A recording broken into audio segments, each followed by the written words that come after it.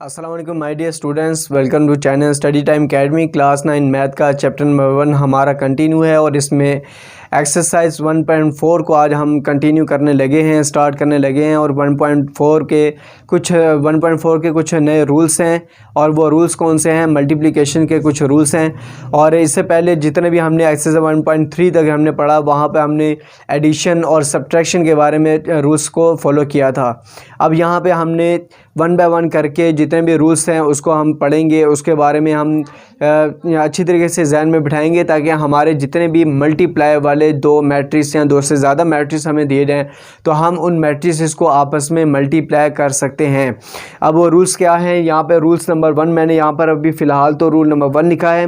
Rule number 1 में कहा यह जा रहा है कि नंबर ऑफ़ कॉलम, यानी कि जो हमें पहले लेफ़्ट हैंड साइड पे जो भी मैट्रिक्स हमें दिया जाए वो पहला मैट्रिक्स होगा। राइट हैंड साइड पे जो हमें मैट्रिक्स दिया जाएगा वो सेकंड मैट्रिक्स होगा। ठीक, हमने यहाँ पे देखना है कि number of columns first matrix में जितने हैं, सेकंड मैट्रिक्स के नंबर ऑफ़ रोज़ भी उतने होने चाहिए। ठीक है, तो यहाँ पर हम शॉर्ट फॉर्म में लिख लेते हैं C = R। C मैंने पहले इसलिए लिखा है क्योंकि ये C फर्स्ट मैट्रिक्स के लिए लिखा जाएगा और R मैंने बाद में राइट हैंड साइड में इसलिए लिखा है कि ये सेकंड मैट्रिक्स को शो करेगा। ठीक है, तो यहाँ पर चलें, सबसे पहले इस सवाल की तरफ चलते हैं। मल्टीप्लिकेशन को जो हम मल्टीप्लाई करने के लिए जो रूल्स हैं वो यहाँ पे अप्लाई करना है। और ये क्वेश्चन नंबर 1 में कहा जा रहा है कि which of the following product of matrices is conformable for multiplication. तो यहाँ पे कहा जा रहा है कि कौन सा ऐसा दर्ज झेल में मैट्रिक्स है जो आपस में मल्टीप्लाई हो सकता है और वो कन्फर्मेबल है। ठीक हो गया, तो यहाँ पे हमने देखना है कि क्वेश्चन नंबर 1 है। यहाँ पर हमने सबसे पहले क्या करना है? सबसे पहले हम यहाँ पर ये पॉइंट को नोट करेंगे कि पॉइंट नंबर 1 में हमने देखना है कि क्या लेफ़्ट हैंड साइड जो पहला मैट्रिक्स है इसका नंबर ऑफ़ कॉलम कितने हैं। नंबर ऑफ़ कॉलम,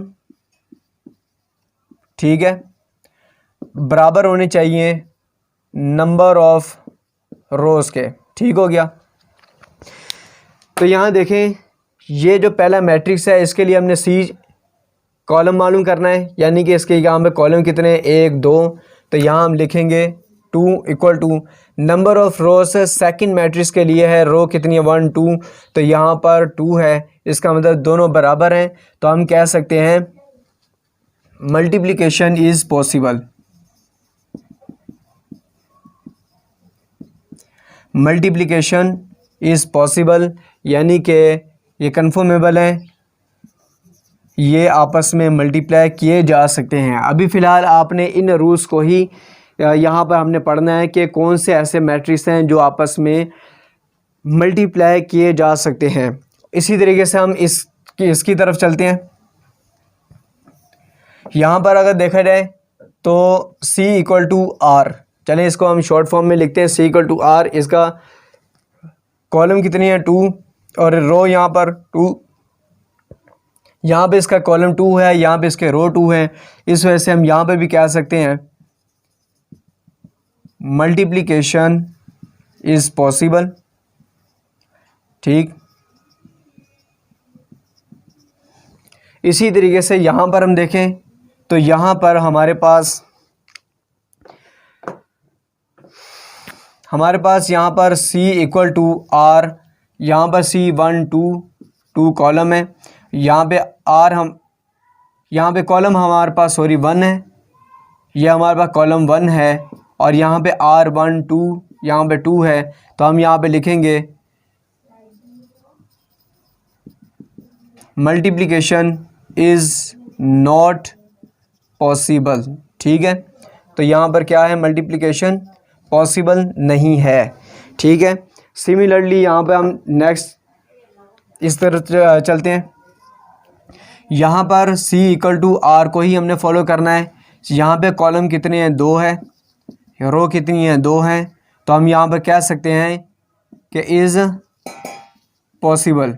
ठीक है, इसी तरीके से हमारे पास पार्ट नंबर 5 है। पार्ट नंबर 5 में कहा जा रहा है कि इसको भी आप फाइंड करें कि क्या ये दो मैट्रिक्स आपस में मल्टीप्लाई किए जा सकते हैं या नहीं।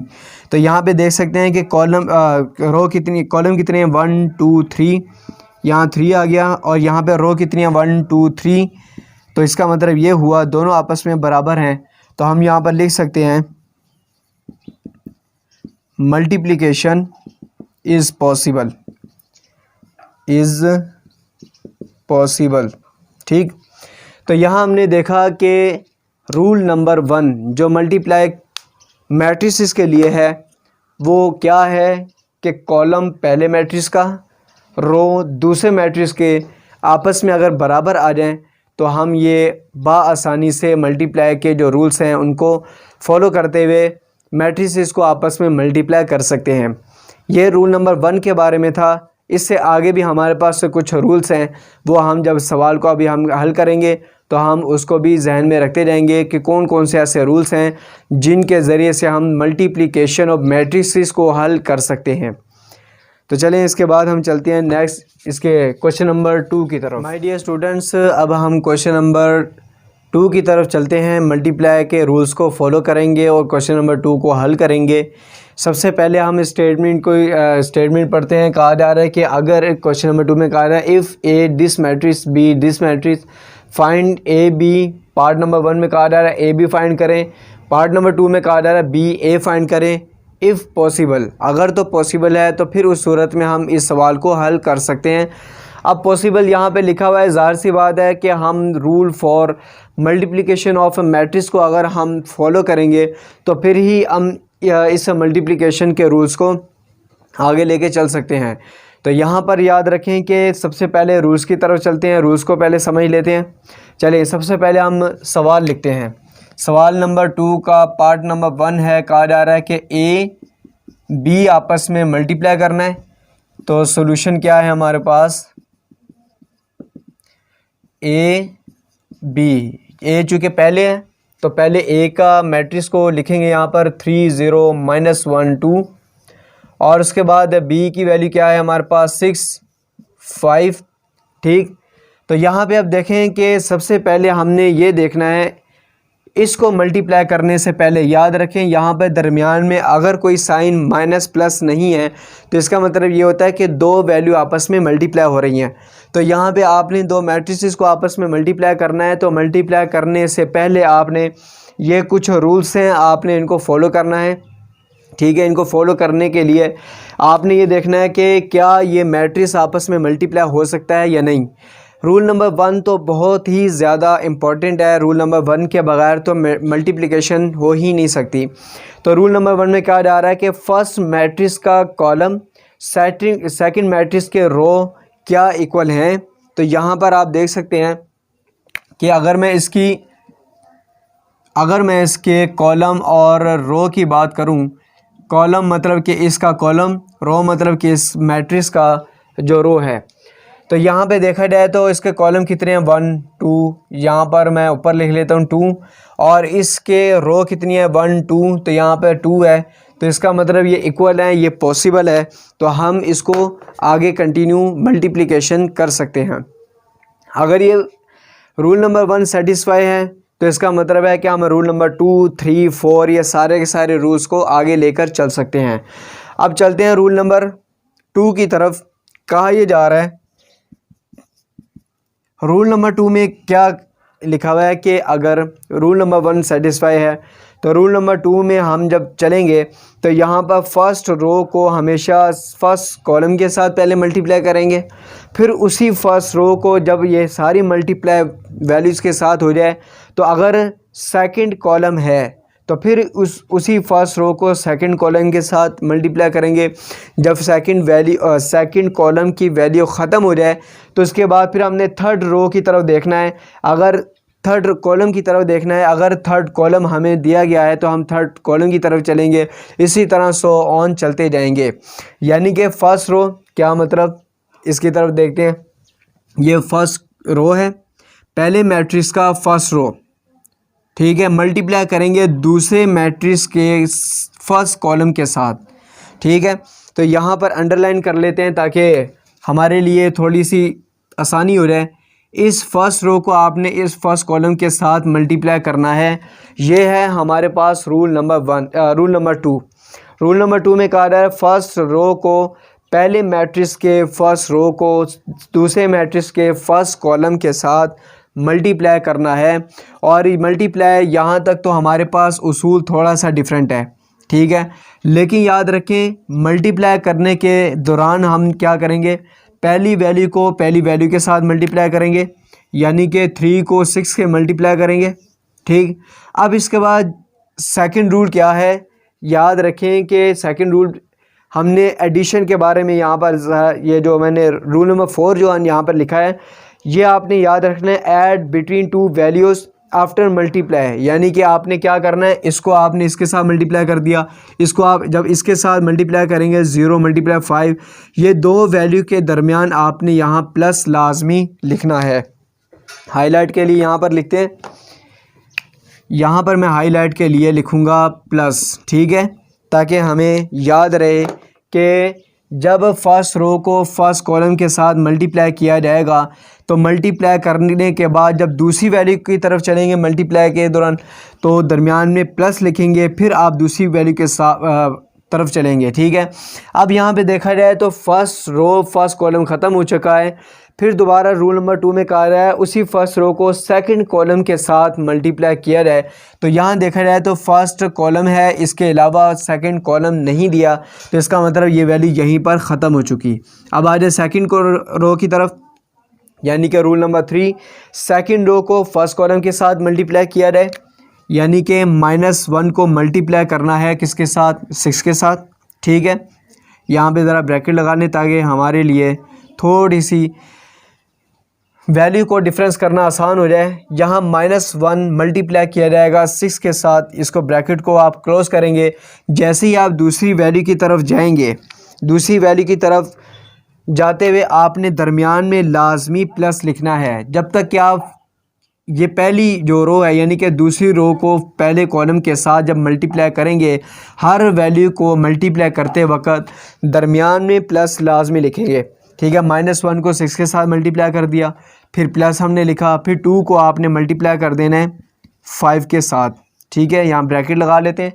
अब इसके बाद हम क्या मल्टीप्लाई करने के बाद 3 × 6 = 18, ये चूँकि प्लस है तो यहाँ प्लस लिख लेते हैं। 0 को 5 से मल्टीप्लाई किया जाए तो 0 आता है, -1 को 6 से मल्टीप्लाई किया जाए तो -6, यहाँ से हमारे पास +2 × 5 = 10 वैल्यू आ जाएगी, ठीक हो गया। तो यहाँ से हम वैल्यू फाइंड कर सकते हैं 18, 10 में से 6 निकाले जाए 4, तो ये हमारे पास वैल्यू फाइंड हो चुकी है AB प्रोडक्ट की। अब इसके बाद चलते हैं हम नेक्स्ट पार्ट की तरफ। क्वेश्चन नंबर 2 का पार्ट नंबर 2 है, कहा जा रहा है कि BA फाइंड करें, ठीक है। चलें BA फाइंड करते हैं। सबसे पहले याद रखें कि हमारे पास सबसे पहले B की वैल्यू है, यानी B लिखा हुआ है तो B की वैल्यू 6, 5 लिखेंगे। उसके बाद हमारे पास A की वैल्यू है तो यहाँ 3, 0, -1, 2 लिखा जाएगा, ठीक हो गया माय डियर स्टूडेंट्स। अब यहाँ पर आगे बढ़ने से पहले हम वही रूल्स को दोहराएंगे। इन रूल्स को सबसे पहले रूल नंबर 1 क्या है कि कॉलम, यानी कि ये जो C है इसका ये बराबर होना चाहिए इस वाले मैट्रिक्स के रो के बराबर, ठीक है। तो यहाँ अगर देखा जाए तो मेरे पास ये जो वैल्यू है, कॉलम कितने हैं 1, तो यहाँ 1 आ गया। इस मैट्रिक्स के रो कितनी है 1, 2, तो यहाँ 2 आ गया। तो हम यहाँ लिख सकते हैं